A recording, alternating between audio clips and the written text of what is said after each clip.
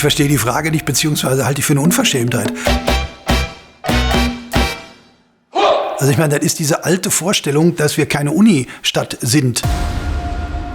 Wir hatten super ausgestattete Bibliotheken. Die englische Fakultät, die deutsche Fakultät. Ruhr-Uni Bochum war die herausfordernde Universität im Bereich Elektronik. Deswegen habe ich genau diese Universität gewählt. Also als ich ursprünglich angefangen habe zu studieren, dachte ich, ich würde als klassische Statikerin in einem Ingenieurbüro landen. Also ich kann nur jedem empfehlen, evangelische Theologie zu studieren. Es ist ein hartes Studium. Mein Studium war für mich absolut einschneidend. Ich habe unheimlich gerne studiert. Ich habe mich sogar auch unheimlich gerne an der Uni aufgehalten. Naja, auf den ersten Blick wirkt die Gruppe natürlich sehr massiv. Betonlastig.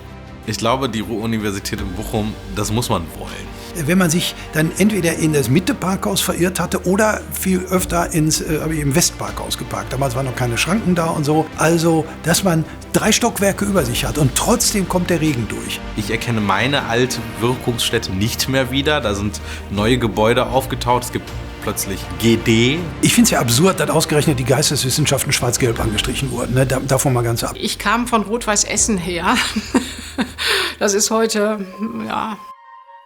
Dass ich als Erster aus der Familie studieren durfte, auch zu Ende studiert habe. Der Moment, wo meine Eltern dann dabei waren bei der Abschlussfeier. Das war die Zeit nach der 68er-Bewegung in Deutschland, in Europa.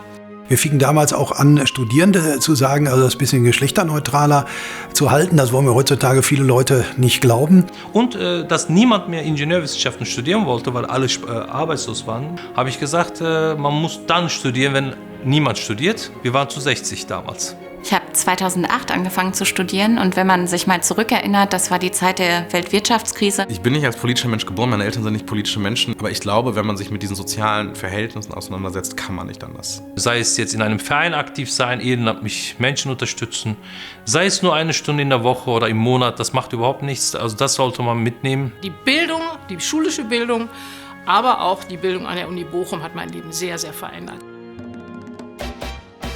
Praktische Stilübung in Kurzprosa. Der Mensch wird am Du zum Ich. Alles wirkliche Leben ist Erziehung. Man muss scheitern.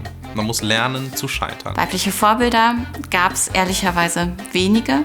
An der Uni müssen Sachen rausgehauen werden, über die sich alle möglichen Leute mal aufregen können. Dass sie zukunftsfähig bleibt, dass sie interdisziplinär bleibt. Aber auch die Fächerkultur beibehalten, dass wirklich die RUB weiterhin den Mut hat, so ein breites Studium anzubieten und somit auch so diverse Studierende anzuziehen. In den USA kann man gerade sehen, was passiert, wenn eine politische Bewegung, eine Regierungskonstellation sich auf den Weg macht, um Wissenschaft und Wissenschaftsfreiheit, um Presse, Medien, Forschungseinrichtungen zu attackieren. Ich kann der Uni nur raten, die Sache mit den Betonplatten in den Griff zu kriegen. Damit wir zeigen können, in Deutschland ist einiges möglich, fast alles möglich.